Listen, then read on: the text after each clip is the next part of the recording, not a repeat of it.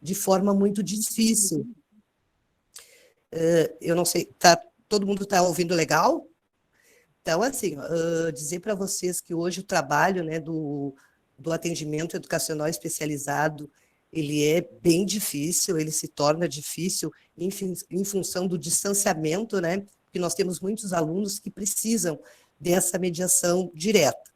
Então, assim, eu vou relatar a vocês de que forma hoje os nossos professores do AE fazem esse trabalho com todos os nossos alunos que são atendidos pelo AE. Os professores, todos os nossos professores fazem parte dos grupos de WhatsApp das escolas, eles têm acesso a todas as atividades que são postadas, né, a todos os alunos das turmas, né, das diferentes turmas, dos anos iniciais, finais e educação de jovens e adultos. Então, assim, como é que é o papel do professor do AE, como é que é a atuação do professor? O professor, em posse, né, dessas atividades, algumas atividades que são elaboradas pelo professor da turma, isso é importante ressaltar, né, a presença, né, o papel do professor da turma, desse aluno, já tendo esse olhar, né, que ao planejar, ele tem que planejar não só para um aluno, mas para todos os alunos. Né? Então, aí é que entra o professor do atendimento educacional especializado. Vai fazer adequações quando necessárias, sim, porque é conhecedor, né, das especificidades de cada aluno. E algo assim bem importante que eu gostaria de ressaltar, que muitos alunos, Amélia e demais participantes, alguns dos alunos nem chegaram a ir à escola. Né? Alunos da matrícula antecipada, alunos que foram transferidos de rede, vieram da rede particular ou da rede pública estadual para o município, enfim, mas também são atendidos. Né? As professoras do AE também fazem visitas domiciliares, é claro, né? Tendo cuidado, com todo o controle, né? Usando máscara, todo aquele protocolo essencial, né? Para se resguardar e resguardar também esses alunos que também são, na maioria deles, também estão muito suscetíveis, né? À exposição ao contato com outras pessoas, em função da imunidade. Mas, em alguns momentos, eu tenho o privilégio, né, de acompanhar algumas professoras que vão até as residências, que entregam material estruturado, isso é muito importante, né? A participação do professor do AE, que faz que tem todo esse olhar, né, minucioso, para que essa atividade, Amélia, ela não seja somente enviada, mas que ela seja de fato realizada. Por quê?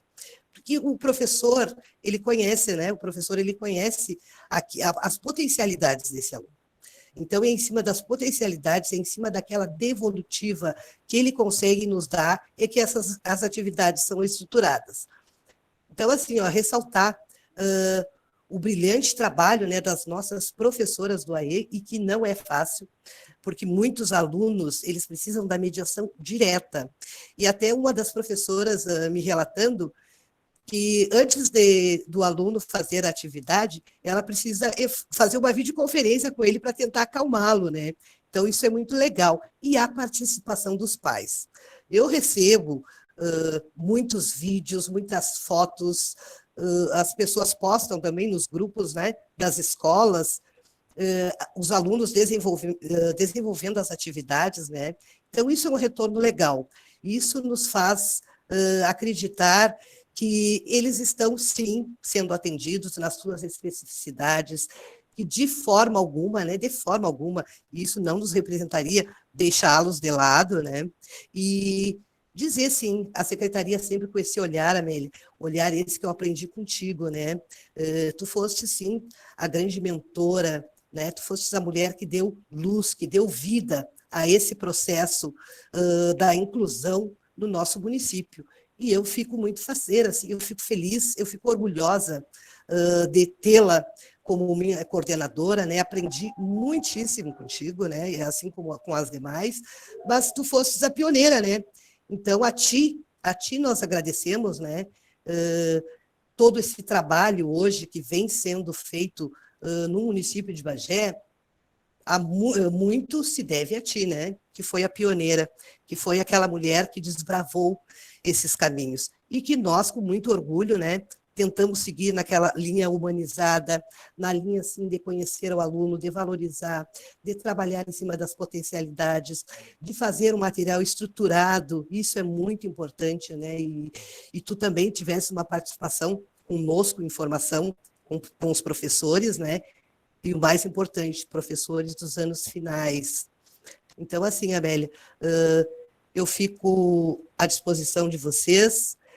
Quero dizer assim, ó, e da importância, né, da importância do trabalho dos nossos professores que estão se reinventando, que o trabalho, ele é, nesse momento, ele é muito difícil, porque são muitos alunos. Só para vocês terem uma ideia, né, nós temos escolas da rede municipal que atendem aí cerca de 34 alunos numa única escola, né?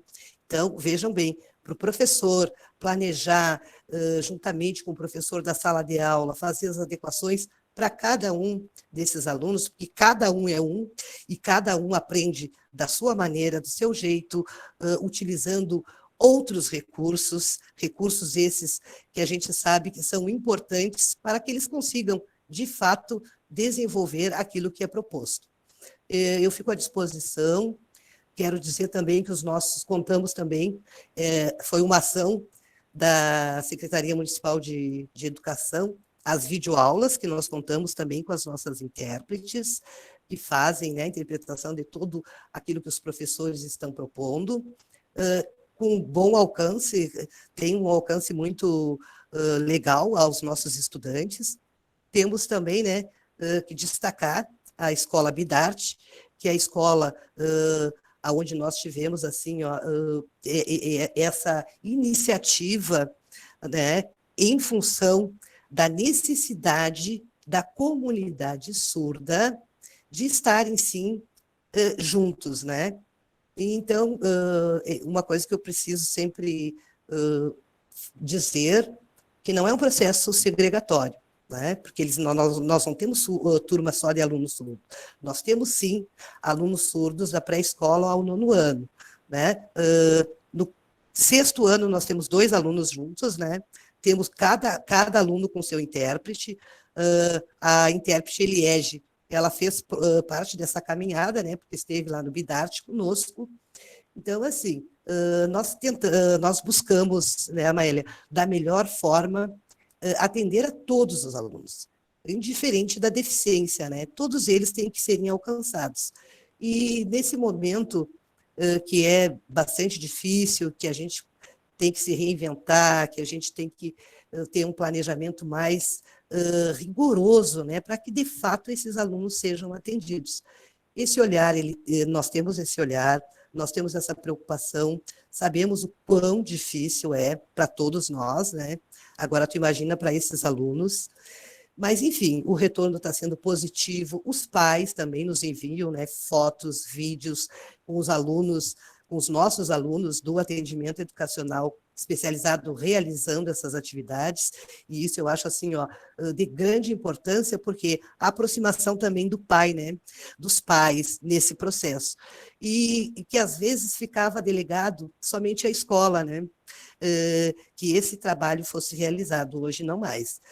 E eu acho que esse é um ponto importante, né, essa participação ativa dos pais, dos familiares, da contribuição, né, também deles aprenderem, né? É um momento também que a gente oportuniza para que eles também saibam, né, o quanto os filhos deles aprendem. E os relatos dos pais, eles são bem importantes e significativos. Por quê? Porque, de fato, ele demonstra, né, que cada aluno tem o seu tempo, que cada aluno consegue, sim, desenvolver aquela atividade que foi elaborada, que foi adequada dentro daquilo que ele consegue fazer. Então, isso é muito importante, né? A gente ter esse olhar. E para que nenhum dos nossos alunos fique desassistido. Também, assim, é importante ressaltar, Meli, e demais participantes, que nem todas as atividades são adequadas. Tem atividades que são elaboradas pelo professor da turma que o aluno que é do atendimento educacional especial, ele vai dar conta, né? Porque ele passa, essa atividade, ela passa pelo professor do AE. Então, o professor do AE, ele tem propriedade para dizer, né, se esse aluno vai ter condições de fazer, né, essa atividade. E, em muitos casos, sim. Porque nós temos, sim, também, né, que valorizar, a rede municipal tem, sim, professores muito bons, professores com um olhar inclusivo maravilhoso, o professor que planeja para todos e não para alguns. Então, é importante ressaltar isso também, né? E que faz parte da nossa caminhada, né, Amélia, como tu sabes. E o nosso olhar enquanto setor foi bem esse Amélia, de dar também essa proximidade para o professor da turma, né, para o professor da sala de aula, esse professor que está com o aluno, de ter maior conhecimento, de conhecer esse aluno. E de que forma a gente fez isso? Com reuniões, falando especificamente de todas as deficiências. Nós temos aí professoras, pesquisadoras que nos ajudaram muito, principalmente na questão do TEA, né, dos alunos com TEA, que hoje é a nossa grande demanda, né, e cada um com o seu jeito, cada um com as suas especificidades, mas alunos que estão na sala de aula, que fazem parte da escola e que estão na escola para aprender. Porque nós sabemos, né, Meli, que todos eles aprendem. Agora, basta a escola, a gestão da escola também é muito importante, né? A supervisão escolar, estar atenta, também ter o conhecimento de todos os alunos da escola, né? Porque a supervisão é a base, é a estrutura, é a parte pedagógica, e a gente se preocupa também muito com isso. Também tenho contato, fizemos também videoconferências, né, com os supervisores, também com os nossos professores do AE, né, porque nós sabemos que as dificuldades são muitas, né, mas, enfim, estamos atentas, mesmo que angustiadas, eu fico bastante angustiada, porque se presencial, muitas vezes, já é difícil, né, e nós temos casos, não podemos também, né, dizer que nós temos casos, Amélia, de alunos que frequentavam só o atendimento educacional especializado, alunos que ainda não estavam no tempo de participarem ativamente da turma, né? E nós temos no município os alunos assim, que só participam na escola, no atendimento educacional especializado, por funções específicas, né? Mas alunos que certamente com o seu tempo estarão, sim, na sala de aula. Alunos que eu também tive muitos desses alunos, né? Então, com essa minha caminhada aí nesse processo, a gente tem esse conhecimento, né? A gente tem essa prática, a gente tem essa vivência, porque trilhamos esse caminho, né? Tanto eu, como a Francine, como a Salete, que são as nossas parceiras do setor, que estamos lá na secretaria, mas, indiferente de estar na secretaria, nós somos professoras, né? E amamos e acreditamos na causa da inclusão. E é para isso que nós estamos lá. Então, eu acho que eu já falei bastante, né? Fico à disposição de todas vocês, agradecer de forma muito carinhosa, Amélia. Uma solicitação para tua será sempre um prazer, né? Porque tu é uma grande contribuidora para a educação. Eu, olha, digo assim, para a educação mundial, querida. Tu és, assim, uma referência como pessoa, como profissional, como mãe, como mulher guerreira, né? E eu aprendi muito contigo, né? E a gente aprende a cada dia, a gente aprende com os nossos alunos, a gente precisa muito do embasamento teórico, do conhecimento dos nossos professores, né? Para que tenhamos propriedade para falar de forma muito segura a respeito de cada aluno. E isso foi algo que eu aprendi muito contigo. Então, eu fico grata, fico à disposição de vocês, né, se quiserem me fazer alguma pergunta, plena disposição. Acho que já falei demais, tá? Eu acho que a minha contribuição é essa. Um agradecimento assim especial, né, em nome de toda a Secretaria de Educação, a nossa secretária participando muito, também ativamente, né, de muitos eventos, falando também da questão da inclusão, e isso é importante, né, que toda a secretaria tenha esse olhar. Também gostaria, assim, de agradecer, né, agradecer imensamente a todos os nossos professores, em especial, né, aqueles professores do atendimento educacional especializado, que nos enviam, né, de forma muito significativa, os relatórios, né, com todas as atividades, com fotos, com relatos. Então, isso nos deixa, assim, com a certeza de que o trabalho está sendo realizado, sim. Mesmo com a distância, né, que os nossos alunos estão sendo alcançados, sim. Um abraço, muito obrigada por esse momento, né, e à disposição de vocês. Um forte abraço, Amélia, sou tua fã. Agradeço, fico até envergonhada, né, mas feliz de ouvir as palavras carinhosas, mas só foi possível todo o trabalho que Bagé conseguiu construir e acaba sendo uma referência no estado e no país. Eu comentava com as gurias que Bagé sempre publicou nas chamadas do Ministério da Educação a sua prática, sempre foi selecionado para mostrar a sua prática. Mas isso não é trabalho da Amélia, né? Isso é trabalho de uma equipe, de um conjunto de professores que, mesmo sem inicialmente terem uma formação específica, entenderam que é papel do professor, né, o ensino de todos os alunos. Então, agora, enquanto tu falavas, eu fiquei lembrando de vários casos que nós atendemos juntas, lá no João Severiano, lá no Visconde, dos meninos autistas que saíam pelados pelo colégio, que quebrou a televisão, enfim, né? Fiquei me lembrando, assim, com saudade de todos os casos, né? Mas falaste coisas que eu gostaria de retomar para a gente poder começar a conversar, e aí também as gurias, quem quiser levantar a mão, quiser falar, e a gente começa uma conversa, né? Só vou fazer alguma contextualização, Maria Alice, aí depois já te inscrevo, tá?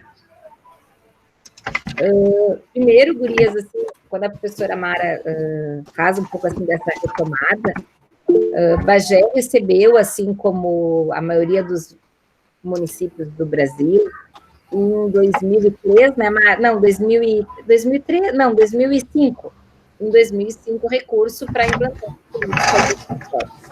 na época, todas as escolas, elas tinham classes especiais, nós não tínhamos o atendimento do turno inverso, e a classe especial, ela funcionava como substitutiva à educação comum.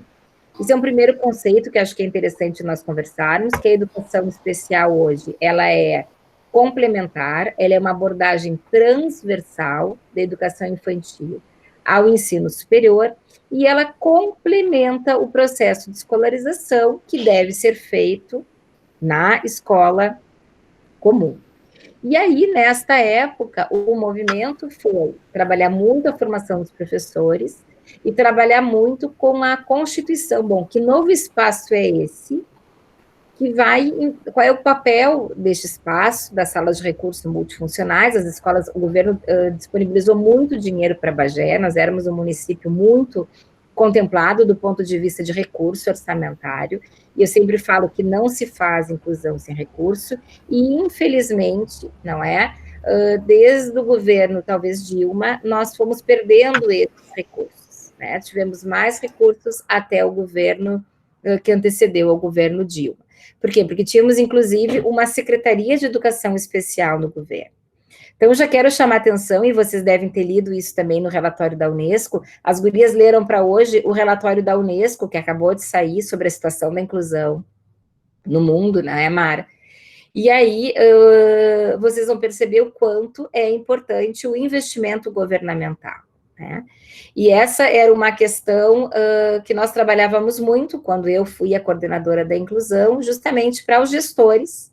Na época era o governo Maynard, né? Nenhuma apologia, agora a gente está em processo de modificação, mas era o governo com o qual eu trabalhei. Na época tínhamos a secretária Adriana Lara no governo também, que foi depois uma grande parceira quando criamos o Centro de Atendimento à Infância, né? Alguém que eu pessoalmente gosto muito e profissionalmente também. Mas existia um compromisso do governo, que se mantém neste atual governo, apesar de modificação político-partidária, com a temática da inclusão. Então, existia um investimento, tomar a inclusão como um investimento e não como um gasto. E aí eu me lembro da palestra que nós assistimos do Davi, né? Quando eu trabalho com inclusão, eu estou trabalhando com qualidade da educação. Eu não posso trabalhar a perspectiva da inclusão a partir da perspectiva apenas prescritiva de eu tenho um aluno, eu tenho que adaptar o aluno para o aluno participar. Não. Primeiro, é o que diz a Mara, é um objetivo que necessariamente precisa ser transversal a toda escola. E aí, Mara, quando eu te ouço falar, eu lembro do Visconde de Ribeiro Magalhães, que foi a escola, inclusive, que eu fiz a minha tese de doutorado, uma das escolas, né, onde tinha isso muito bem demarcado. A inclusão era de todo mundo. Um dia eu perguntei para a merendeira, mas de que forma a senhora trabalha com a inclusão? Ela disse, olha, este aluno, ele tem que merendar.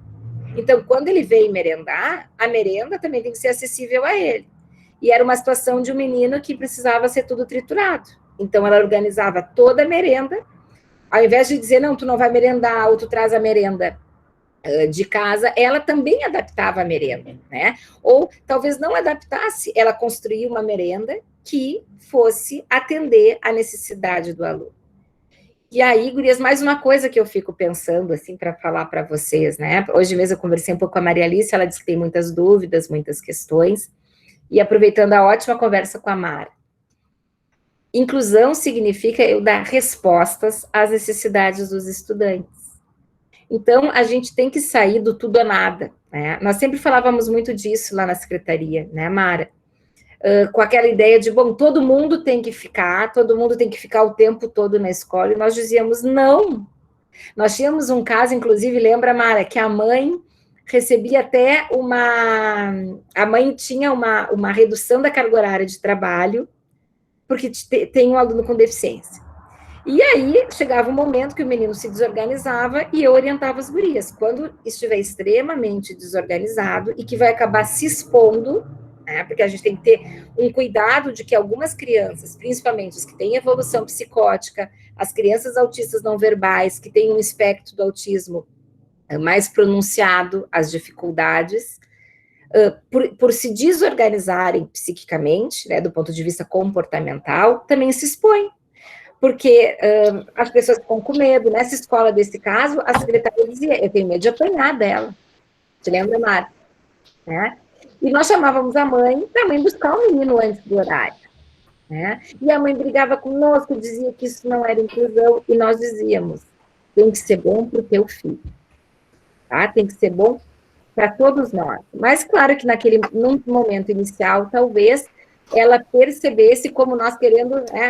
a professora não aguenta mais e quer, então, desovar o guri. Não que isso não tenha acontecido, né? Porque, assim, quem tem filho pequeno em casa, às vezes quer desovar, não quer? Nessa pandemia, então, eu tô louca para desovar para a Michelle ali, para brincar com o Inácio, um pouquinho vai, brinca atrás do Inácio, então, porque a gente fica cansado, não é? Então, a mãe... acabava, né, solicitando, e a gente adotava como uma prática, sim, né? Tivemos situações onde a adaptação se deu com relação aos tempos do menino na escola, de entrada. Essa que eu vou contar para vocês é de uma situação de uma escola particular aqui da cidade, que me chamou para ajuda da inclusão de menino autista, e a escola recebe os alunos com música, mas o menino não suporta barulho. Então, ele teve, sim, que entrar depois que os alunos já estavam na sala e sair antes. Por quê? Porque essa experiência, ela tem que ser boa para o aluno. Quem estiver assistindo o Atypical, que é o seriado que eu recomendei, tem uma cena muito linda que a namorada do menino autista, ela propõe um baile sem som. As pessoas ganhavam um desses de ouvido, um fone de ouvido, e aí que assistiam o som. Então, o que é? É reconhecer que esse sujeito vai participar do baile, mas a condição de deficiência não some porque ele está na escola ou porque ele está no baile. E essa, Maria Alice, é algo que a gente tem que começar a pensar quando a gente está no contexto da escola. Não é porque a escola recebe alunos com deficiência, não é porque a escola trabalha numa perspectiva inclusiva, que isso resolve a condição de deficiência do aluno. Muitas vezes, ele vai precisar, sim, diferenciações do planejamento. E aí, obviamente, que o cuidado é de que tu não diferencie tanto a ponto de que seria muito melhor para este aluno não estar na escola. E aí eu dou um exemplo, por exemplo, nesse trabalho do livro que a gente está escrevendo, a professora Thais, de português, a Thais Michele, lá do Espírito Santo, ela fez uma sequência didática sobre o Covid. A gente está para lançar um livro, gurias, para ajudar as crianças e as famílias sobre o retorno às aulas, todo em comunicação alternativa, com jogos, com brincadeiras, com libras, né? Um material bem legal, assim, construído junto com a medicina. E aí ela colocou como um dos objetivos leitura e interpretação. Então, quando eu coloco leitura e interpretação, eu estou dizendo o quê? Que precisa primeiro ler para ter acesso ao texto. Então, se eu amplio os objetivos da minha atividade, possivelmente um aluno com deficiência possa ser mais atendido. E um dos outros objetivos era a expressão oral dos sentimentos.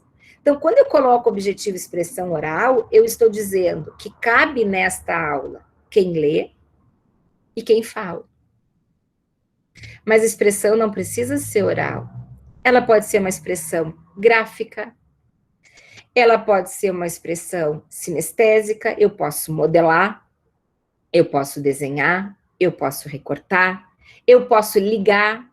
Numa atividade estruturada, por exemplo, como as que a gente prepara para crianças com autismo, eu posso oferecer e ligar. Olha, agora tu marcas, né? O que tu entendeste? Quem foi o personagem da história? E aí eu vou ter as opções e o aluno vai marcar.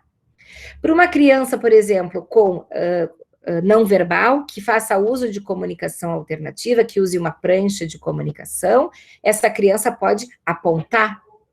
Então, quando eu amplio os objetivos, eu tenho muito mais possibilidade de atender aos alunos, né? Então, isso que a Mara fala é justamente, sim, tem que diversificar, né? A gente sempre fez uma inclusão muito pé no chão, né, Mara? É muito joia dizer, todos cabem dentro da escola, a inclusão é total e incondicional. Uma das autoras que fala isso é a Maria Tereza Mantuan. Eu tive vários momentos no Ministério da Educação, assim, conversando com ela, e às vezes até, assim, dizendo, professora, eu gosto de ouvir isso, mas eu queria que a senhora conhecesse Bagé. Tem escola que ou entrou aluno ou a maca. Não é? Então, a gente precisa fazer um trabalho muito pé no chão, e aí, quando eu escuto tu falares sobre a pandemia, eu fico pensando, né, Mara, que essa professora que planeja, ela precisa, inclusive, planejar reconhecendo os recursos que o aluno dispõe em casa. Porque nem sempre o aluno tem material de contagem, não é? Nem sempre o aluno tem o acesso à internet, nem sempre tem pais que possam fazer essa mediação. Então, uma das coisas que eu acho bem interessante, não sei se vocês estão fazendo, mas como eu tenho já orientado algumas escolas que têm me procurado, não é? E até, assim, outros municípios, às vezes a gente tem até, o professor do EE ajuda mais, como o tempo também é reduzido, planejando com os pais, orientando os pais, do que até fazendo atendimento ao aluno. Não é? Ou até orientando ao professor. Eu tenho assistido algumas aulas que sou convidada, e ainda ao final eu discuto com o professor sobre a aula, né? E digo, professora, quem sabe nisso que aconteceu, talvez se a gente abordasse assim para o fulaninho, resultaria, não é? Então, hoje, a gente tem percebido que o planejamento, sim, precisa conhecer muito o aluno. Eu sempre digo que para planejar para deficiência, eu tenho que conhecer muito o conteúdo, eu tenho que conhecer muito o aluno, e hoje, no contexto da pandemia, eu preciso conhecer as condições do meu aluno. Então, uma das coisas, assim, que eu até, sinceramente, na escola dos meus filhos senti falta, é que até hoje não houve uma reunião com os pais.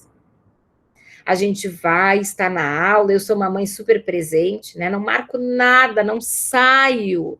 Fico do lado da minha filha. Se tem problema na internet, a professora me pede ajuda, eu ajudo, né? Se a professora pede 500 palitinhos, eu vou ter os 500 palitinhos organizados, não é? Mas nem sempre isso vai ser a realidade dos outros pais. E, obviamente, que eu sou da educação, então é muito mais fácil para mim e muito mais fácil adaptar. Eu fiz até um estojo de patchwork, eu tenho tudo que as crianças precisam. Aqui tem borracha, tem tesoura, tem canetinha, né? Porque não tem, perdi o material. Mas não é essa a situação, muitas vezes, dos pais. Então, acho que hoje, principalmente as famílias precisam ser ouvidas, né? E aí é a minha primeira questão, porque, claro, como aqui é a aula, eu vou tentando juntar o que tu disseste, juntar com a teoria, juntar com a palestra, ouvir um pouco as gurias, para ficar mais rico, né? Porque senão a gente fica, não é? Vocês têm trabalhado isso com os pais, Mara? Vocês têm momentos assim, ó, tá, a gente vai sentar, vai ouvir o pai, tá dando certo o planejamento? Não está?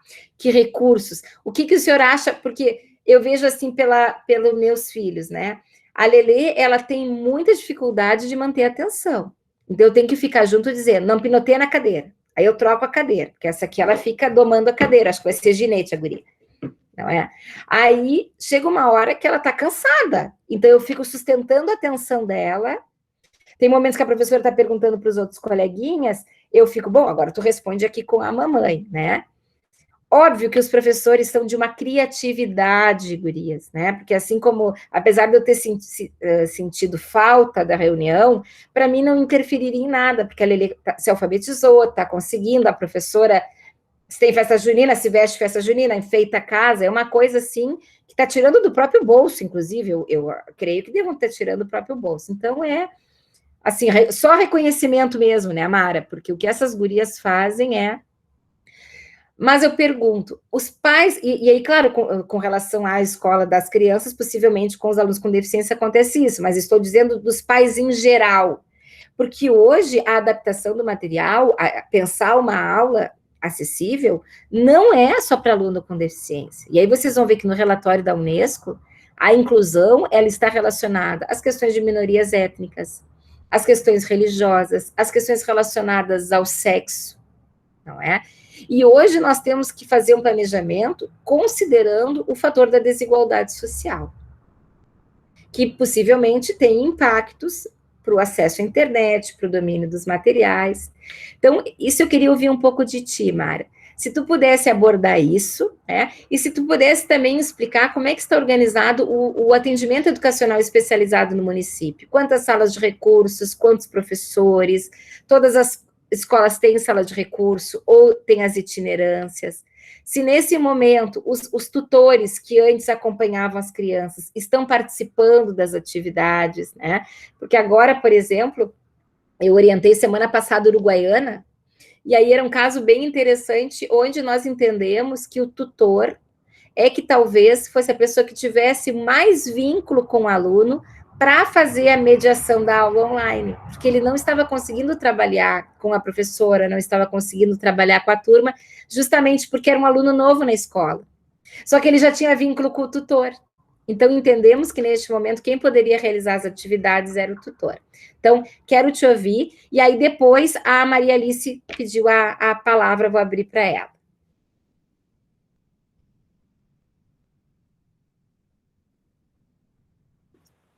Então, assim, Amélia, estão me ouvindo?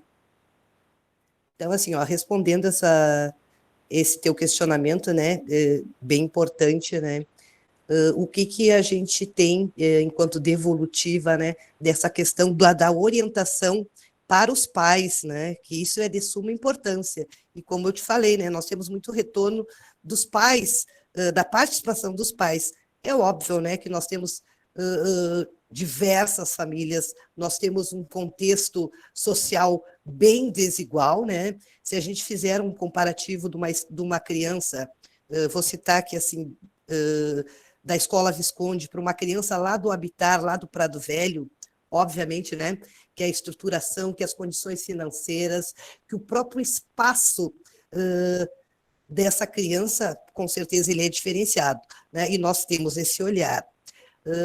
Deixa eu te responder assim, os pais, as professoras do AE, né, e a própria escola em si, ela oportuniza para que os pais vão até a escola, né, que tenham esse acesso para tirarem as suas dúvidas, para serem orientados, muitas vezes pela professora da turma, né, e também pela professora do AE.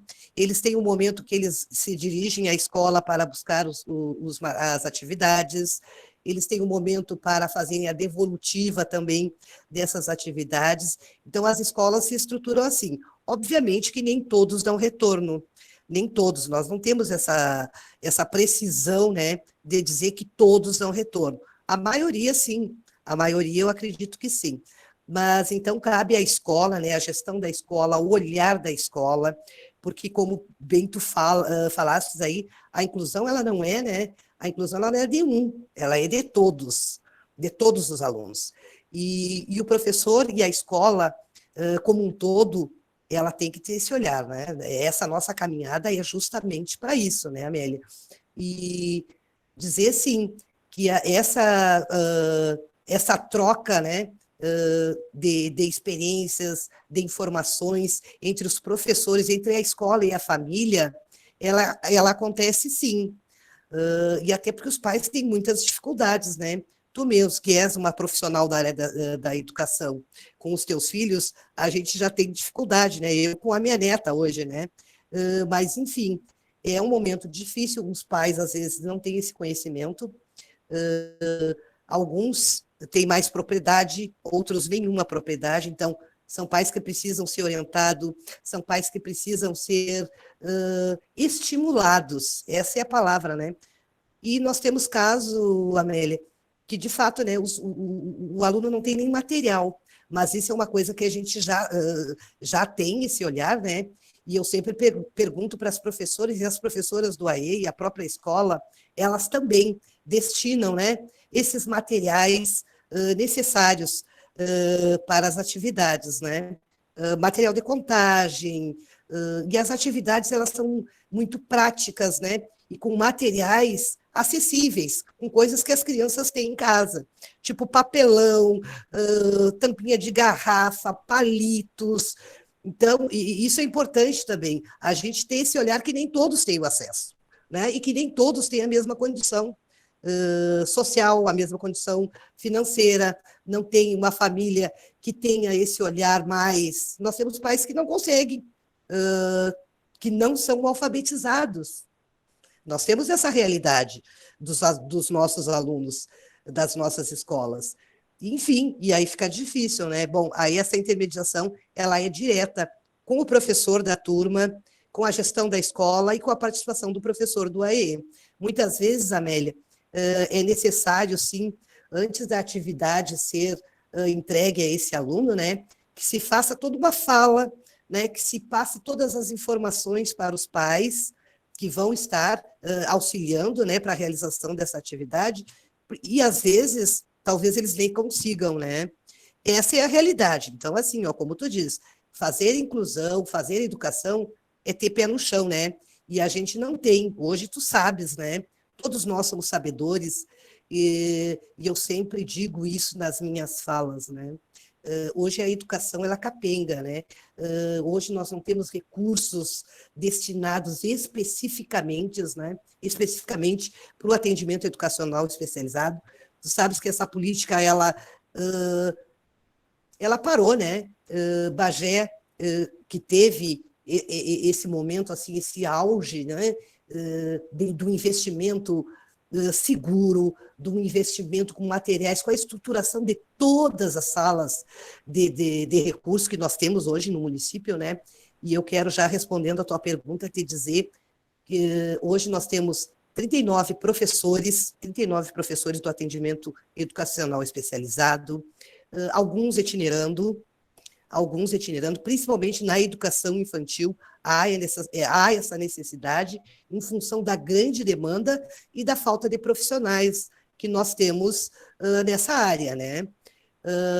Enfim, todas as escolas com sala de recurso, né? Obviamente que as nossas salas já estão desatualizadas, os materiais, os equipamentos, tudo que nós temos hoje já estão praticamente obsoletos, né? Até porque Hoje nós temos assim, ó, todo um conhecimento, né, Amélia, do quanto é importante a tecnologia, o quanto é importante o acesso digital, o quanto seria importante, desse momento, principalmente, nós termos, sim, um investimento,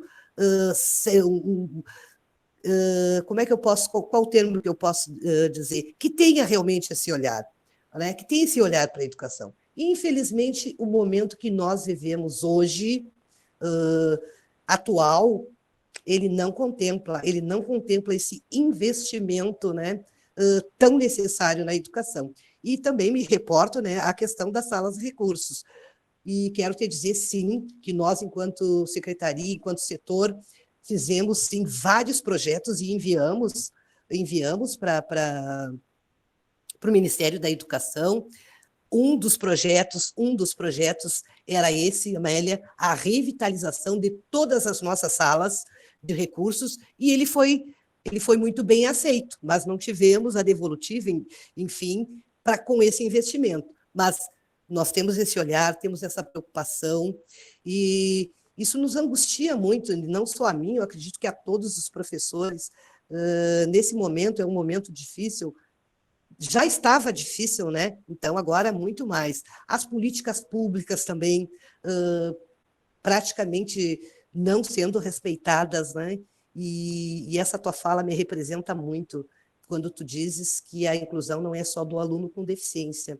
Esse conceito eu tenho muito claro, ela é de todos. Ela é do aluno negro, ela é do aluno que tem a questão do gênero, e que o professor tem que saber, que a escola tem que saber trabalhar também. Então, é uma gama de diversidades que nós temos que ter atentas e que, infelizmente, Amélia, infelizmente, né, a gente está perdendo, né? Hoje a gente tem o próprio Conselho Nacional de Educação aí fazendo uma abordagem relacionada aos alunos, né, ao possível retorno da volta às aulas, e aí com uma série de questões excludentes em relação aos nossos alunos da inclusão, né? Então, nós estamos atentos, assim, a esses movimentos. Fala sobre isso. Oi? Fala sobre isso, do retorno. Como ficaria o Isso, retorno então, dos alunos com deficiência? Exato. Então, assim, ó, esses textos que a gente está tendo acesso, né? O que eles dizem, né? Então, eles colocam empecilhos, citando, né?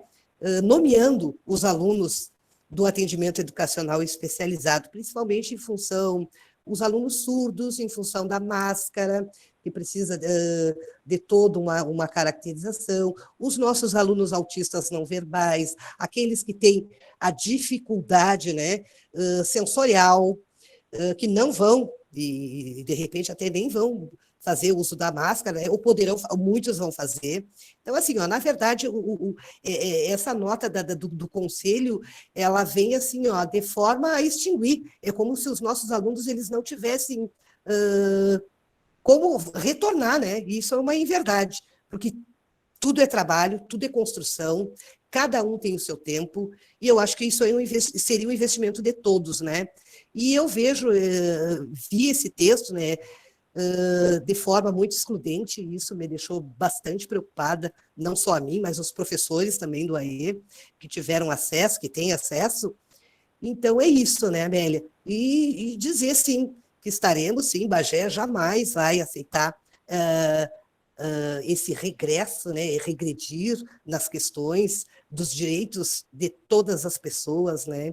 E aí, quando a gente diz todas as pessoas, são todas, indiferente de qualquer coisa. Então, nós estamos atentos, sim, repudiamos esse olhar, né, que está sendo voltado para a educação, nessa possível volta às aulas em relação aos nossos alunos com deficiência, e dizer que não são só os alunos com deficiência, né? E sim, todos os alunos vão ter que passar por um processo de adaptação, como qualquer outro. Então, assim, ó, isso nos preocupa, mas quero dizer para vocês que nós estamos atentas e não vamos permitir, né? Não vamos permitir, de forma alguma, que os nossos alunos sejam excluídos do processo que é um direito, né, e que é até um texto inconstitucional, porque ele viola, né, os direitos das pessoas com deficiência, e nós temos toda uma legislação, e tu sabes disso, né? A gente estudou muito, se embasou muito para chegarmos aonde chegamos, né, Amélia? E, num primeiro momento, o que tem que valer é aquilo que a lei diz, né? Infelizmente, nós vamos ter que ir por caminhos como esses, né? Fazer, sim, que se tenha legalidade todo o processo de toda essa caminhada, né? Não podemos regredir. Esse é o meu olhar, né?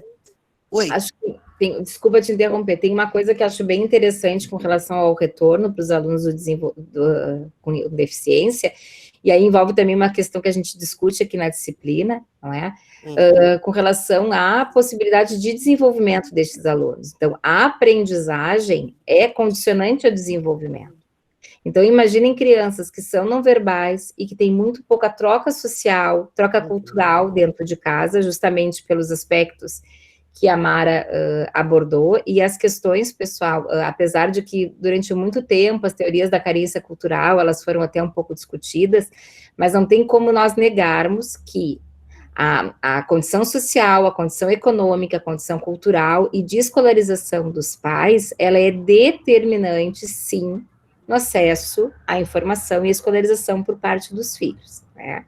Então, crianças que têm pais que tiveram acesso ao ensino superior, por exemplo, elas conseguem falar mais de 3.000 palavras a mais do que crianças de pais que não tiveram ou que tiveram só educação básica, né? Porque, obviamente, que o rol de experiências e do próprio vocabulário é extremamente diferente. Então, o que a gente precisa pensar é que muitas dessas crianças estão confinadas em espaços pequenos, espaços pouco estimulantes. Eu assisti uma live da coordenadora do Instituto Janelinha, né? Agora eu me esqueci o nome dela. Como é o nome dela, Mara? Maria Elisa. A Elisa. E é super verdadeiro o que ela diz, né? As crianças estão confinadas em casa, né? E perdendo possibilidades em termos de desenvolvimento. E aí é um conceito que eu acho bem importante retomar do Vygotsky, que o Vygotsky, ao contrário do Piaget, ele vai dizer que o que promove o desenvolvimento é a aprendizagem. Já o Piaget diz o contrário. Ele diz, olha, para existir aprendizagem tem que ter desenvolvimento. Não é? Então, olha, a Lelê, por exemplo, para aprender a ler e escrever, ela precisa ter uma certa maturação, tanto do ponto de vista cognitivo, motor, sinestésico, visual. O Vygotsky vai dizer justamente o contrário. Ele vai dizer a possibilidade de aprendizagem induz o desenvolvimento. Porque, obviamente, se ela tem acesso a uma determinada informação, e olhem que interessante, esses dias o meu guri me chama, diz, mãe, vem correndo aqui no videogame, e dizia assim, ó, no racismo, né? E ele, mãe, tu viste toda uma propaganda, uma campanha dentro do videogame, do PES, esse que eles jogam, não é? Sobre o racismo.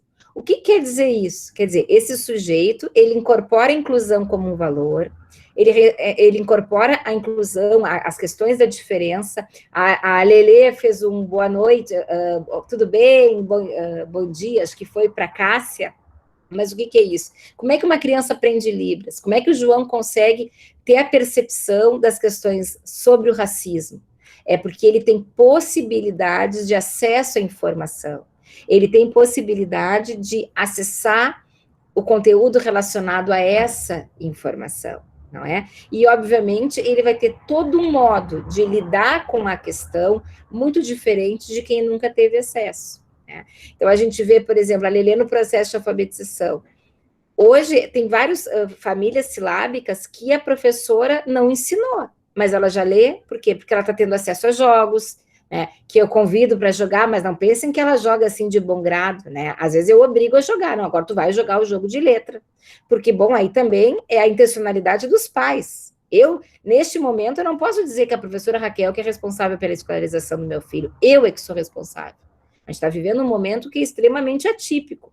Eu não posso, na minha visão, né, gurias, mas também na minha visão como psicóloga, eu não posso responsabilizar a escola pelo processo de escolarização. A escola, ela vai fazer a mediação, né, mas existe um tempo finito, né, e aí a continuidade desse processo, a qualidade desse processo é dependente, sim, da participação da família. Então, vocês imaginem essas crianças que estão em espaços extremamente pequenos, estão em espaços muito pouco estimuladores, né, ou não têm pares mais competentes para fazer a mediação. Porque quando a Lelê lê o xadrez, tem alguém que diz, Lelê, tu conhece esse som, porque tu gosta da Xuxa. Então, o X com A faz como? Se o B com A faz Bá, o que é isso? Isso não está dentro daquilo que ela já sabe. Está dentro daquilo que ela virá a saber por ter a minha mediação. Então, as crianças que estão, talvez essas crianças teriam que ter muita atenção de retornarem sim, de se ter protocolos para que elas possam retornar. E existem protocolos, Mara, que não obrigam crianças autistas, crianças com paralisia cerebral que têm risco de sufocamento, porque podem não conseguir manejar com a máscara, desobrigam essas crianças ao uso da máscara, obviamente impõe mais distanciamento e mais medidas de higiene por parte dos professores. Existem crianças que vão precisar do contato do cuidador, então esse cuidador vai ter que intensificar a higiene. Mas também se precisa do desenvolvimento. Tu te lembra do caso daquele menino, Mara, que ficava só dentro da caixa, que o médico dizia para ficar dentro da caixa, síndrome de X frágil, né? E síndrome de Low-Wei? Lembra, nós recebemos a criança, a mãe dizia, ele não toma banho sozinho, ele não levanta as mãos, o médico chegou a propor que ele ficasse numa caixa, né, que ele não fosse à escola, porque essa síndrome de Low-Wei, ele se quebrava, né? Esse menino hoje até já é uma estrelinha, mas a gente fez ele para a escola aprender. Né? Então, a mãe dizia assim, olha, ele não consegue levantar as mãos, eu botava uma bala em cima da cabeça, ele tentava pegar. Eu dizia, mãe, ele não está estimulado. Ele anda assim, curvado, mas ninguém direciona o olhar. Ninguém diz, assim tu não pode te comportar. Esse menino, numa situação da escola, ele quebrou toda a escola. E aí nós fizemos uma apresentação lá na secretaria, lembra, Mara? E ele bateu numa menina e nós nos olhamos, eu e a Mara pensamos, bom, agora vai fechar o pau aqui dentro. Ele pediu desculpa para a menina. O que ele aprendeu na escola? Ele aprendeu que não se age de forma agressiva. Ele aprendeu que, se eu quero me comunicar, eu tenho outros meios para me comunicar. Né? Esse menino, um dia eu chego lá na sala da Mara e pergunto, está muito adaptado às atividades, né? E a Mara me diz assim, ele está fazendo conta de cabeça. Tu visse aqui, eu fiz a adaptação, mas ele não está usando. Não é? Então, acho que tem um impacto, sim, para as crianças com deficiência, para o desenvolvimento das crianças com deficiência, este retorno. E isso é uma das coisas que eu converso muito com as mães, as coleguinhas da Lelê, quando me procuram, eu estou ansiosa, e posta no grupo aquela coisa de mãe, né? E sempre quando, assim, alguma mais no privado, porque a Lelê tem coleguinhas autistas, eu sempre digo, as crianças sem deficiência, eu não estou preocupada. Porque o desenvolvimento normal vai fazer com que rapidamente elas recuperem aqueles conteúdos. Né? Eu vejo pela Lelê, ela estava espelhando letra. Eu chamei uma moça aqui, foram 2 dias da moça, ela já escreveu os números sozinha até 150.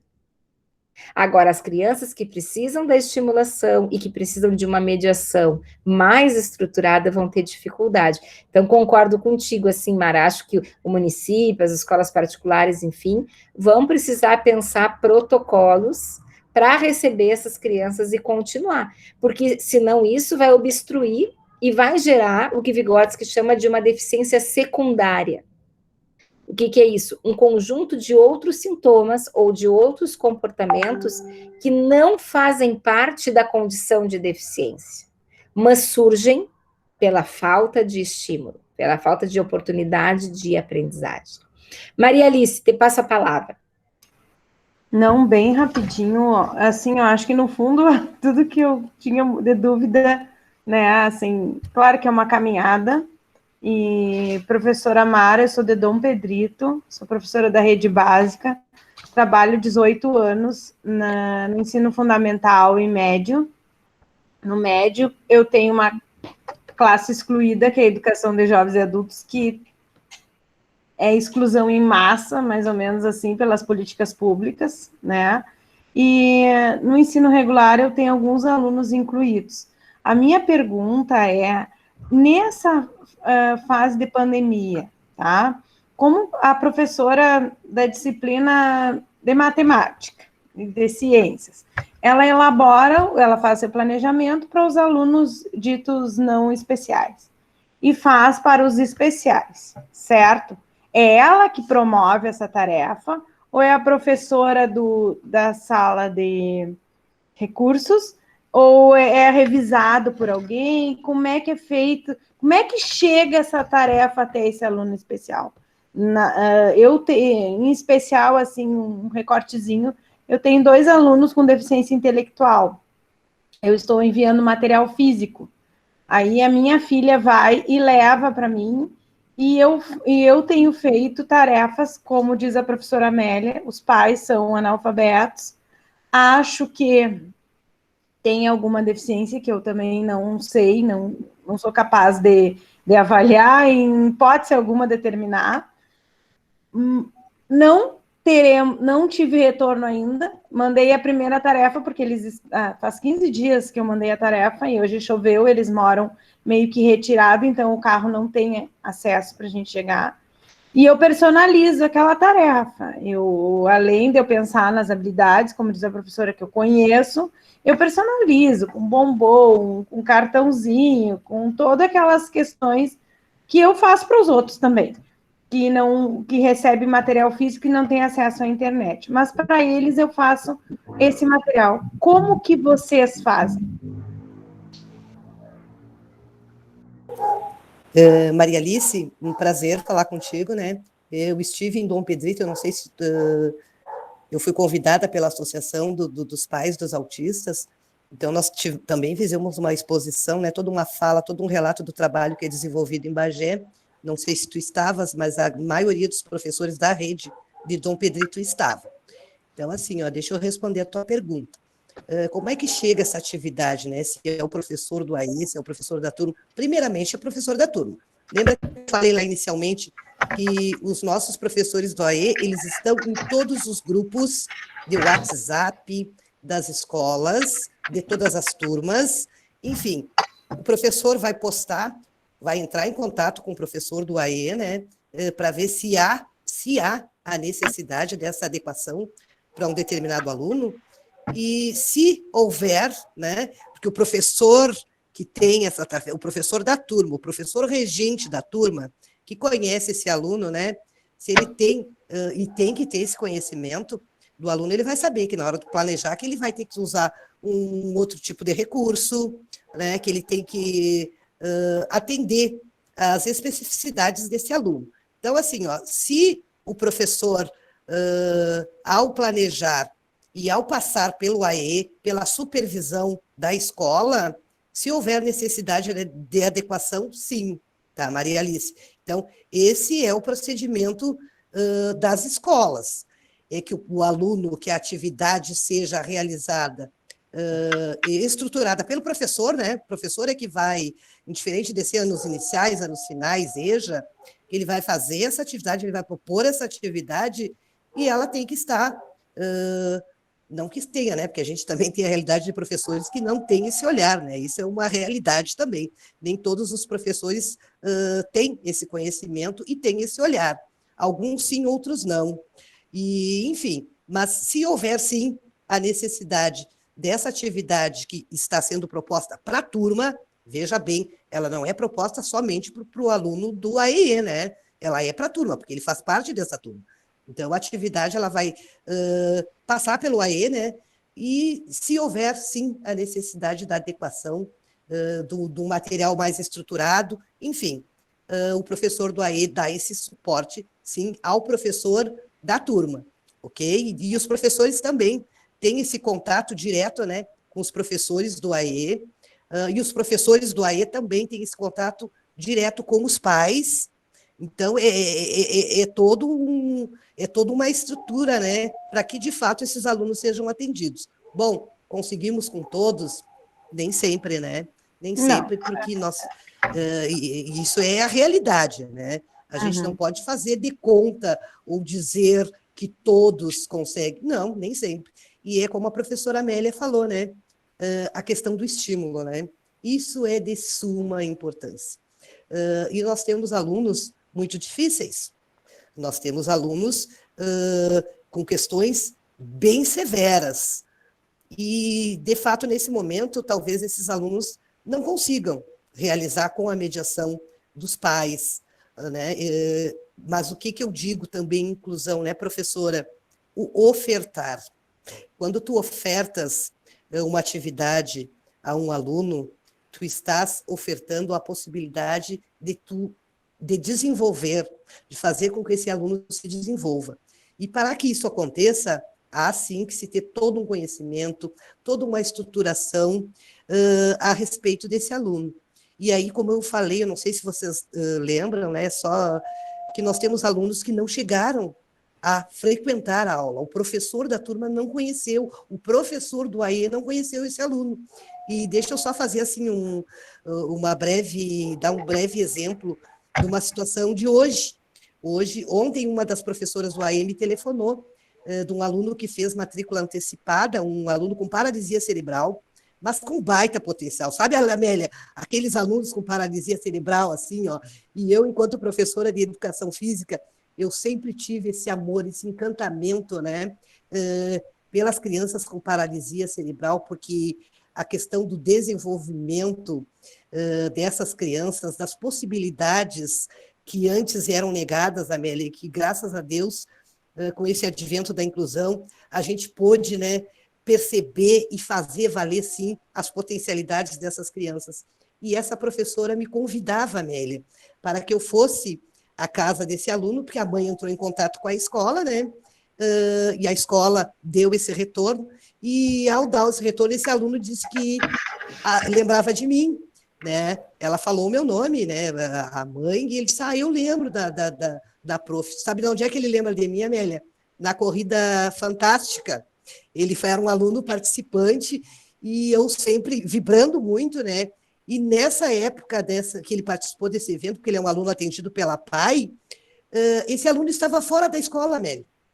Ele estava fora da escola. E aí eu tive acesso e questionei a mãe, né? Digo, mas mãe, o teu filho com baita potencial, com uma oralidade fantástica, um guri, Amélia, que canta e encanta, e que estava fora da escola, e eu questionei, né? Eu questionei essa mãe. E tu sabes o que ela me disse, professora? Meu filho é da rede estadual, ele não tem toda a estruturação necessária. E eu disse para ela, mas vem para nós, traz para nós esse guri. Nós queríamos esse aluno. E, de fato, ele veio para nós, mas, infelizmente, tivemos aí esse advento, né? Essa pandemia. E certamente eu irei com a professora, né? Irei com a professora na casa desse aluno, claro, respeitando todos os protocolos, né? Dos cuidados, mas eu estarei lá, sim. Esse aluno, professora Maria Alice, ele precisa, assim, do incentivo, ele precisa saber que ele faz parte da escola, mesmo que ele não tenha ido na escola, né? A escola vai até ele. E isso é legal, né? E esse é o nosso olhar, de atender, sim, todos os alunos que precisam, né? E aí, quando eu digo todos, não são só com deficiência, né, Amélia? São todos os alunos, de fato. Eu não sei se respondi a tua Com pergunta, certeza. professora. Sim, professora, sim. Eu queria entender como é que funcionava o universo de vocês, porque eu vi que estão a passos largos na inclusão, né? Então, eu queria ter um pouquinho de entendimento. O município não se dispara com o Estado em hipótese alguma. O Estado, eu acho que é um descaso com a inclusão, eu posso dizer, porque eu trabalho hoje, me exonerei do Estado por questões salariais e mantive um vínculo, estou no município, fiz um concurso no final do ano e me exonerei porque eu não conseguia mais trabalhar com aquela realidade. Quando a professora falou em se desorganizar, eu lembrei de um aluno com TOD, que eu também não conhecia e que emergiu na sala de aula, né? Um aluno, aí eles diziam que ele era brabo, que ele não aceitava os colegas, enfim, todas as características, até que eu pedi uma palestra para para a psicóloga que trabalhava com ele, uma fala, e começamos a entender o que é se desorganizar, né? Quando ele se desorganizava, era um horror, daí ele pedia que não chamassem o pai, chamassem a mãe, a avó, a vovó. Aí a gente chamava a vovó, ele ia mais cedo, tirava xerox para ele, mas é uma inclusão sem teoria, né? Porque eu acho que precisamos das duas coisas, precisamos da teoria, por isso estou aqui, e precisamos da prática. Teoria e prática têm que caminharem juntos.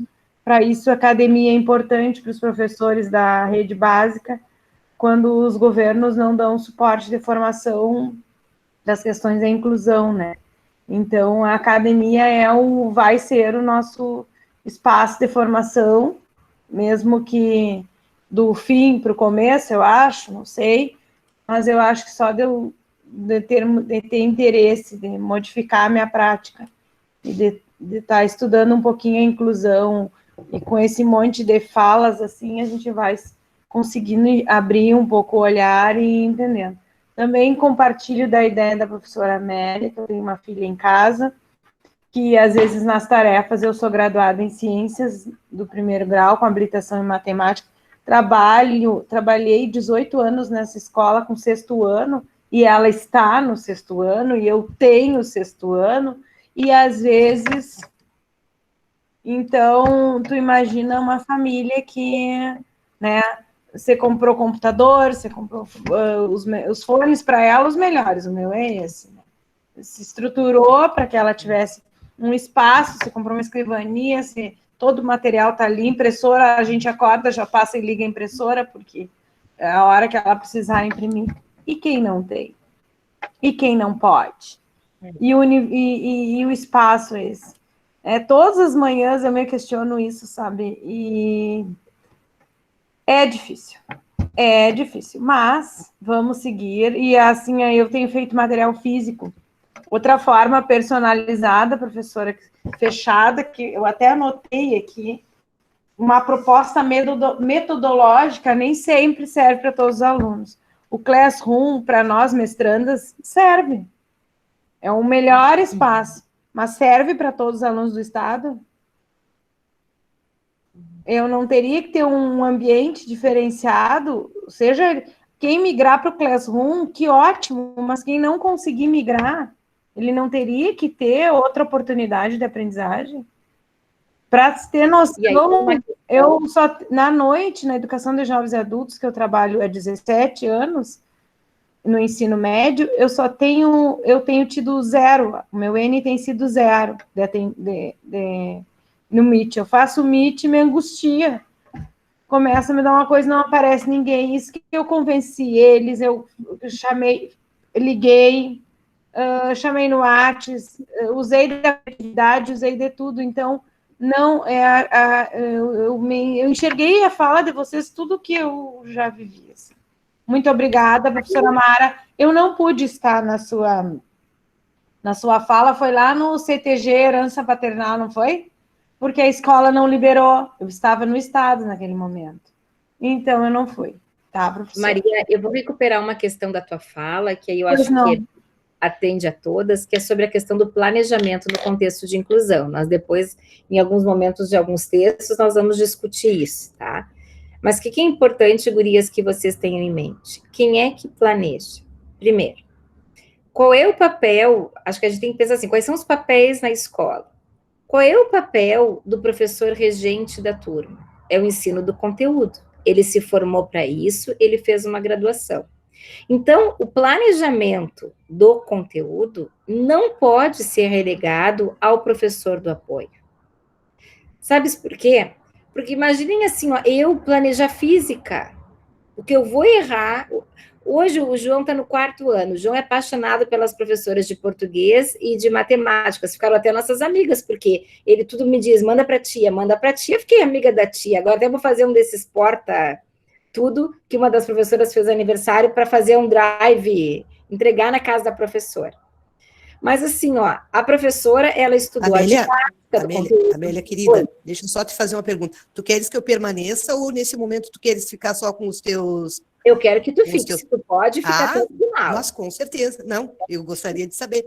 Para mim é um prazer. Não, e também porque as gurias podem ter questões para ti, não é? Então, acho que é uma conversa. E também eu tenho várias coisas para retomar da tua fala.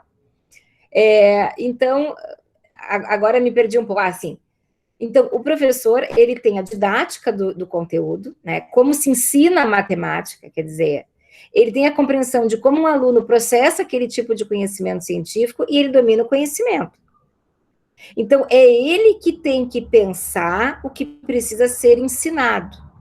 E é ele que precisa pensar as estratégias metodológicas que ele vai usar para ensinar aquilo que ele quer ensinar. Vejam bem, eu tenho que ensinar a contar, eu tenho que pensar como se ensina a contar, que recursos se ensina a contar.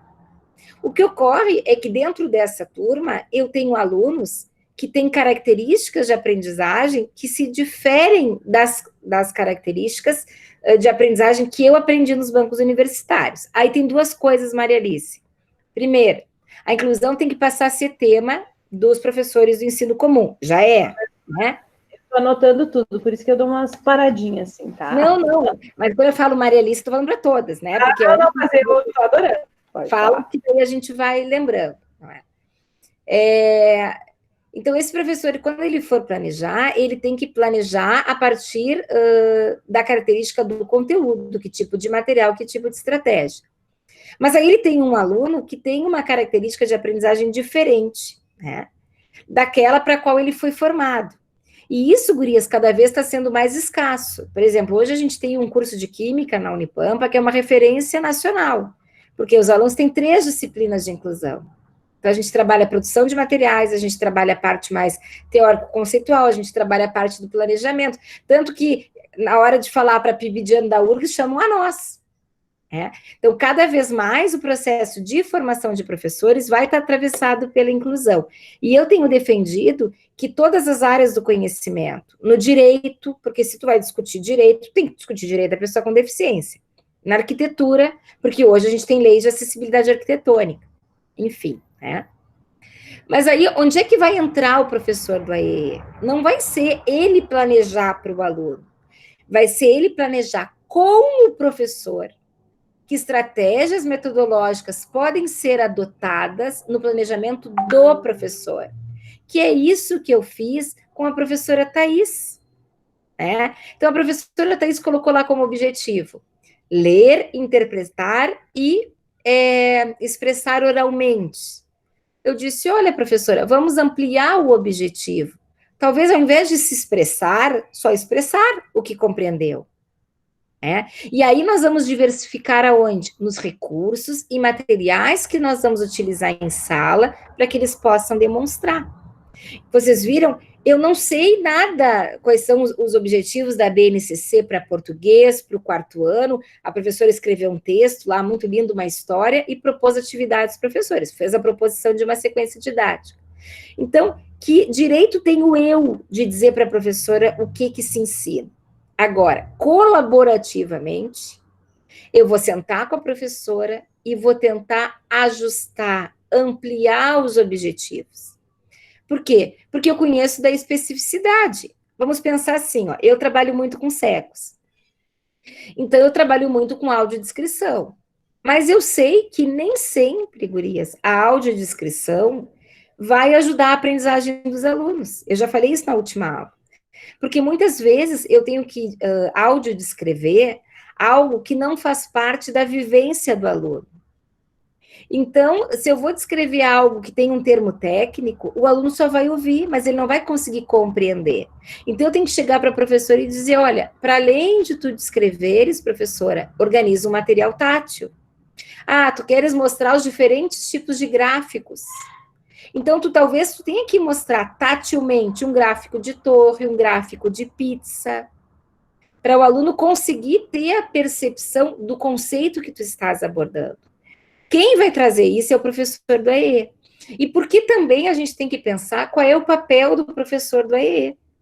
O professor do AEE, tirando do atendimento educacional especializado para os surdos, que vai trabalhar em Libras o conteúdo, ele não vai trabalhar o conteúdo. Por exemplo, para o teu aluno com déficit intelectual, ele pode estar trabalhando lá no turno inverso questões relacionadas à expressão, compreensão, organização lógica, atenção, capacidade de se organizar no tempo e no espaço. Ele não está trabalhando o conteúdo de ciências. Contigo, o papel dele é outro. Contigo, o papel dele vai ser, bom, vamos pensar juntos. Olha o que eu fiz semana passada com o menino autista. O que vocês têm que ensinar? Então, se vocês ensinarem desta forma mais estruturada, ele vai conseguir responder. O que tu achasse do texto? Ele não consegue. Ele não consegue pensar metáfora. Mas se tu perguntares assim, na tua opinião, o personagem é bonito, feio ou gordo? Tá, dando exemplos. Ele vai conseguir dar a resposta. Então, o planejamento do AEE, e mesmo no ensino remoto, gurias, ele não pode ser eu planejo para o professor executar. Até porque, gurias, quando a gente for pensar no ciclo do planejamento, a avaliação, ela vai servir para quê? Para ver se o meu planejamento está certo. Então, olha como a coisa fica desconectada. Um planeja e o outro avalia.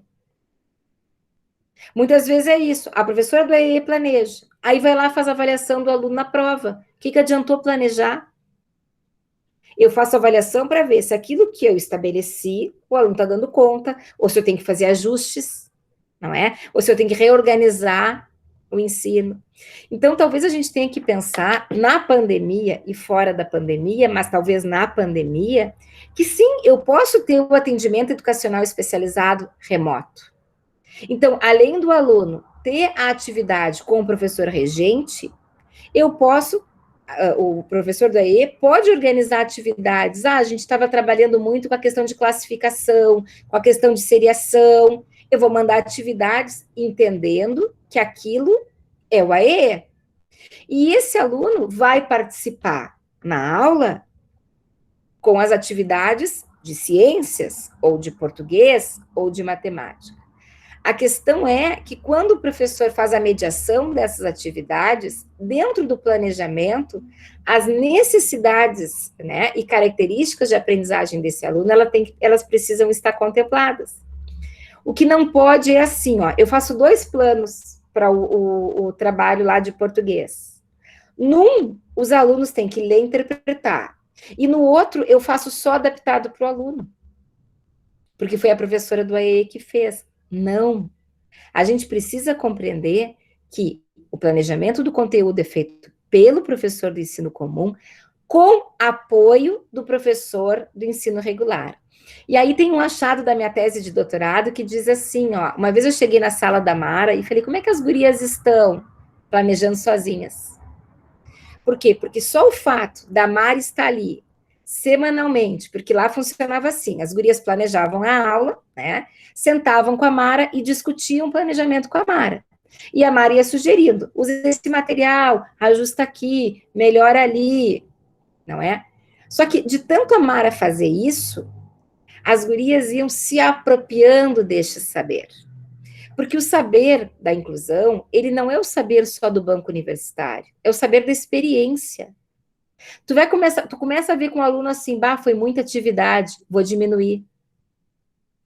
Gurias, eu tô tendo uma experiência assim tão estranha com a questão da cadela, né? Acho que a Michelle nem sabe. Dei uma cadela para os guris, meu marido não queria cadela, eu dei a cadela. O João ontem cuidou a cadela, hoje não quis nem ver a cadela. Porque eu acho que ele se sentiu numa responsabilidade. E eu pensava assim, meu Deus, o Richard tinha razão, agora vai me largar o resto da vida, né? Eu te disse para não comprar cadela. Mas o que a gente está vendo? A gente está se acostumando à situação.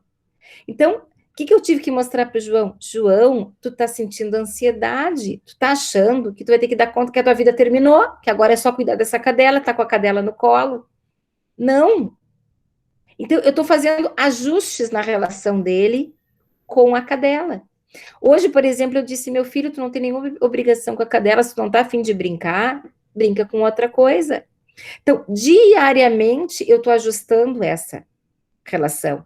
E estou me ajustando, porque eu nunca tive cadela, gurias, não tenho a menor noção como se cuida um cachorro. Eu cheguei a perguntar para a veterinária, tem que deixar a luz acesa para a cadela dormir? Eu não sei se cachorro enxerga no escuro, não enxerga, não sei nada de cadela.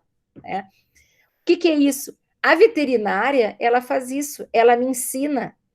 Quando ela me ensina, esse saber passa a fazer parte da minha prática. E ele vai sendo incorporado à minha racionalidade, né, ao meu conhecimento. E aí eu vou conseguindo, muitas vezes, estender esse saber a outras situações. Não é? Então, isso também fala o relatório da Unesco, a necessidade de momentos de se aprender com pares. Lá na escola da Mara, por exemplo, né, e nós instituímos isso também no município, tinha que ser dentro da carga horária do trabalho, e a Mara garantiu isso também nessa gestão da professora Adriana. As professoras, elas têm liberação para estudar, elas fizeram um curso de 60 horas comigo de produção de materiais acessíveis, no horário do trabalho, porque elas têm que ir incorporando esse conhecimento. Então, eu tenho que ter, agora no momento da pandemia, reuniões de planejamento do professor do ensino comum com o professor do AEE. Mas fora da pandemia também, porque o professor do AEE, ele vai fazer a orientação do professor do ensino comum. Eu tenho que ter o horário do planejamento do professor do AEE com a família. Porque agora, com as crianças, eu tenho que entender como é que ele está conseguindo, o que ele não consegue, que atividade resultou. Tem sido muito ansiogênico para ele esperar o coleguinha falar. Eu vejo, por exemplo, na turma da minha menina, que a professora faz atividades individuais com algumas crianças, porque elas precisam de suporte individualizado. Ou ela diz, fulano, não te preocupa, a prof depois vai continuar contigo. Ou a professora fica aqui para continuar contigo, para tu fazeres comigo, não é? Então, eu quero chamar a atenção, porque a gente sempre ouviu, né, Mara, o discurso, eu não tenho formação para isso. Mas os saberes da profissão são muito parecidos com os meus saberes com a pipoca, né, que botei esse nome, a cadela é a mil. Era para ter colocado calmaria, né, sei lá, paz, mas botei, combina mais comigo realmente, né, e com a Lelê, que é quem pediu a cadela, né. Então, esses saberes, eles vão sendo incorporados na profissionalidade, né? E na formação continuada. Então, os gestores, as políticas públicas precisam investir em formação continuada, e é isso que o relatório da Unesco mostra, principalmente dos países menos desenvolvidos, a escassez da formação, não é? É preciso que eu organize o planejamento, as reuniões pedagógicas da escola. Então, tem que ter momento do professor do ensino comum ter este planejamento. Tem que incluir o tutor no planejamento, porque qual é o papel do tutor? A gente vê muitas vezes em algumas escolas, o tutor copia para a criança, mas se a criança não consegue copiar, para que o tutor copiar? É só o professor mandar a atividade já xerocada. O tutor, ele tem que estar mediando a criança a realizar a atividade e não fazer por ela. Né? Uma vez a professora perguntou, eu tenho que ir para o pátio? Não, tu não tem que ir para o pátio. A criança tem que ter amigo, a menos que tu tenhas que mediar a relação dela com os amigos, ajudá-la a fazer amigos, ajudá-la a ter comportamentos mais adequados para ter amigos. Né? Que aqui na minha relação com a Lelê, com a cachorra, eu pego a cachorra no meu colo, Lelê, toca, né? Eu agora adaptei, ela tem medo das patas da cachorra. Eu fiz uma caixa assim de patchwork, boto a cachorra dentro, ela abraça a caixa. Por quê? Porque ela ainda não consegue tocar no animal, né? Então, eu estou mediando essa relação, mas eu não estou fazendo pelo aluno, não estou fazendo por ela, no caso, né? Então, isso, e outra coisa, gurias, o perigo do planejamento são os erros conceituais. Eu sempre dou o exemplo, por exemplo, de Saturno, né, que é um planeta que tem um anel, e todo mundo imagina adaptar Saturno botando um aro, um arame. Só que Saturno, a característica daquele anel que envolve Saturno, ele é um planeta extremamente rochoso. Então, quando eu faço adaptação, eu, inclusive, preciso adaptar o material com características que mediem conteúdo científico. Então, eu tenho que mostrar para o aluno, por exemplo, olha, tu está tocando aqui, ó, isso aqui é duro, tu viu que esse anel é duro? Porque lá em Saturno, esse anel é formado por rochas, por restos de sei lá o quê, não é? E só sabe isso o professor da área. Então, a gente tem que ter muito cuidado, porque muitas vezes o professor do AE está fazendo o planejamento, e aí também não permite que o aluno vá se desenvolvendo, porque fica só na zona de desenvolvimento real. Eu não sei explicar de outra forma, não é? Então, esse planejamento conjunto é extremamente importante. Gurias, eu tenho que respeitar o horário, porque agora as gurias têm uma outra aula, né? Acho que hoje, assim, já valeu, a gente já conseguiu conversar um monte de coisas, né? Eu, particularmente, assim, gostaria que a Mara estivesse nas nossas aulas em todas, né? Porque a Mara, ela nos alimenta da prática, né? Do que está acontecendo hoje das escolas, é super importante. Mara, eu continuo querendo meu título de cidadã bagense, tá? Eu digo, não, porque agora é assim, agora equilibrou, porque eu sou de Pelotas e a Pipoca é de Caxias. Mas ela vai ser criada, né? Praticamente Querida, nasceu. com certeza tu terás o teu título, com certeza. E aqui com diz, certeza. tu é de Pelotas, tu quer falar de Bagé, mas tu nem de Bagé é. Não, tu tem muita propriedade, tu já é bagiense de coração. Eu sou. Eu não nasci aqui, mas aqui eu vou morrer, porque eu amo essa cidade. Eu sei disso. Eu sou apaixonada por esse lugar. Mas assim, gurias, te agradecer muito, Mara, pela tua disponibilidade de conversar conosco. Eu vou pedir a tua autorização para, em outros momentos, chamar as gurias também, né? Chamar a Bita, a Marininha, a própria Fran, porque podem falar um pouco sobre a experiência, acho que isso é bom para as gurias, né?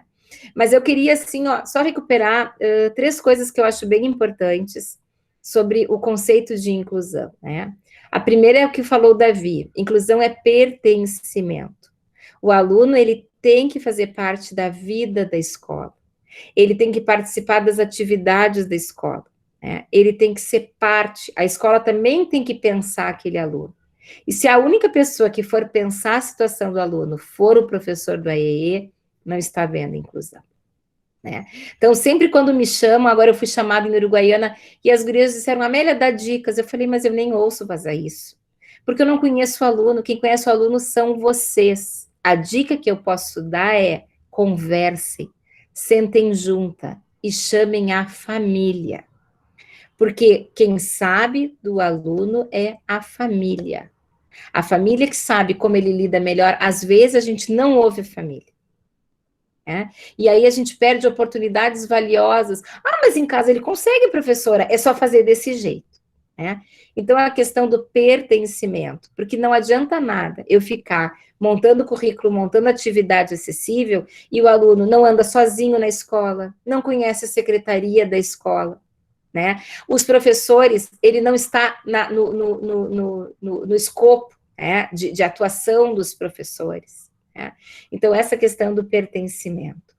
A outra questão está relacionada à aprendizagem. A gente vai para a escola, gurias, para aprender. O que não significa que todos aprenderão ao mesmo tempo e todos os elementos do conteúdo. Ora, eu estou falando do direito à diferença. Eu estou falando de dar respostas adequadas às características do meu estudante. Vocês imaginem se a Cássia, só pelo fato de estar aqui, está dada a inclusão. Se não tiver intérprete, não está dada a inclusão. Se não tiver antecipação do meu texto para intérprete, não está dada a inclusão. Se não tiver mediação individual com ela, não está dada a inclusão. Então, e outra coisa, a Cássia, ela tem que poder aprender o que está acontecendo aqui. Então, ela tem que atingir objetivos. Um objetivo, por exemplo, que vai ser diversificado para ela. É óbvio que na construção da dissertação, ela vai construir dentro de um português surdo. Por mais que a Deise seja exímia, a Deise é quem faz a tradução da dissertação da Cássia, para o português, tem coisas que é do pensamento da Cássia, e a Deise está sempre super vigilante, Depois a Deise, em outra oportunidade, vou pedir que a Deise fale um pouco também sobre isso, porque o texto tem que ser da Cássia. Então, obviamente, eu preciso respeitar reconhecer a primeira língua. E muitas vezes é a primeira língua que tem que estar dentro do processo da metodologia, porque a Cássia se expressa muito melhor com ela. Né? Então, inclusão significa aprendizagem, né? Mas aprender, gurias, e para Maria Alice, não significa todo mundo chegar ao mesmo tempo. Mas o que precisa? Eu dar condições para que todo mundo possa ir na corrida. Tá? Então, uma vez um aluno me perguntou, pois é, professora, para a senhora, para ele a senhora deixa usar o celular. E eu falei, mas tu não precisa. Se tu precisares, tu usa. Sabe quem é o aluno preferido? É igual o filho. Uma vez o João perguntou assim, quem é o teu filho preferido? O que mais precisa de mim em determinado momento. Quem é que mais precisa de mim agora? Então, eu preciso dar condições de partida e de chegada. Agora, o tempo da chegada, cada um vai ter o seu. E aí, gurias, muitas vezes, o aluno passou para o ano seguinte, ele não conseguiu construir todas as questões do conteúdo, então eu vou continuar o caminho da onde ele partiu. Mas eu já passei 10 minutos da aula e em respeito aos tempos e organização de vocês, eu vou encerrar por aqui. Espero que tenham gostado. Aí, assim, eu ficaria a noite toda falando com vocês, tem muitas coisas para falar, né? Mas hoje o que eu quero que vocês, assim, fixem é o planejamento no contexto de inclusão. O papel do planejamento do conteúdo específico é do professor, com apoio do professor do AEE. Quem vai desenvolver aquela atividade vai ser o professor do ensino comum em aula. Só que muitas vezes o aluno vai precisar de um tutor. Então, o aluno não recorta. Eu vou recortar para o aluno. Não, a gente pode colocar uma tesoura elétrica dentro da sala de aula e tu vai segurar o papel, mas quem vai recortar é ele. Então, eu vou ter estratégias para que o aluno possa fazer sozinho. Se é o tutor que tem que fazer para o aluno, o planejamento não está dando conta do aluno, está dando conta do tutor. Então, eu quero que vocês, assim, fixem um pouco no planejamento e também nos diferentes papéis desse professor do AEE, que não é só atender o aluno ou fazer o planejamento para o professor. Quem ensina, quem dá o conteúdo específico é o professor de ensino comum.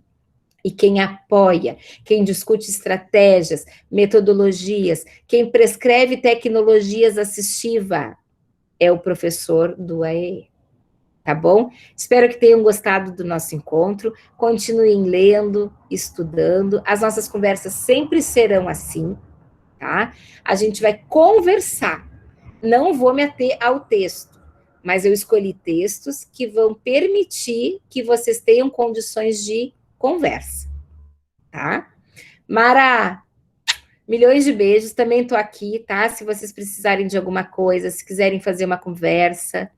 Tá? Um beijão na minha amiga. Nós sempre vamos precisar de ti, sempre, sempre. E com certeza, pós-pandemia, querida, com certeza tu terás, sim, o teu título de cidadã bagiense.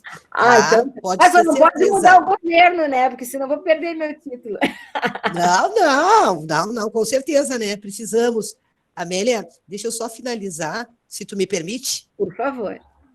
Então, assim, agradecer imensamente, espero ter colaborado, ter uma singela participação, assim, de colaboração, desejo, assim, sucesso a vocês, que bom que vocês têm essa profissional, essa pessoa maravilhosa que é a Amélia, que eu sou, assim, encantada, apaixonada, é a referência, é a minha referência, tu és a minha referência, né? Querida, mas a gente é amiga. Agora que amor, é verdade, mas assim, estou à disposição de todas vocês, inclusive, Amélia, tu podes passar o meu contato para as meninas, tudo que vocês precisarem, com certeza, nós estaremos assim, com as nossas portas e corações abertos a todos vocês, tá? E dizer, Amélia, que é sempre um grande desafio, né? E que a luta, ela é constante.